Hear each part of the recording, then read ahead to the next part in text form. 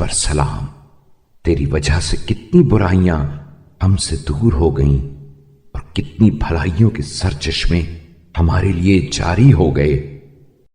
تجھ پر سلام اے ماہ رمضان، تجھ پر اور اس شب قدر پر جو 1000 مہینوں سے بہتر ہے سلام ہو۔ ابھی کل ہم کتنے تجھ پر وارفتہ تھے اور آنے والے کل میں ہمارے شوق کی کتنی فراوانی ہوگی۔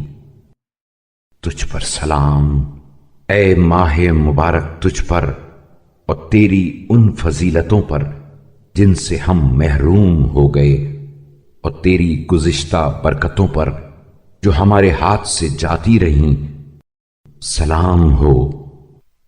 اے اللہ، ہم اس مہینے سے مخصوص ہیں جس کی وجہ سے تو نے ہمیں شرف بخشا اور اپنے لطف و احسان سے اس کی حق شناسی کی توفیق دی، جبکہ بدنصیب لوگ اس کے وقت کی قدر و قیمت سے بے خبر تھے اور اپنی بدبختی کی وجہ سے اس کے فضل سے محروم رہ گئے۔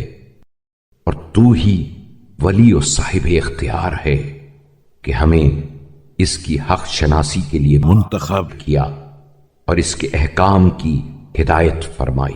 بے شک تیری توفیق سے ہم نے اس ماہ میں روزے رکھے، عبادت کے لیے قیام کیا، مگر کمی و کوتاہی کے ساتھ، اور مشت از خروار سے زیادہ نہ بجا سکے۔ اے اللہ، ہم اپنی بدعمالی کا اقرار اور سہل انگاری کا اعتراف کرتے ہوئے تیری حمد کرتے ہیں۔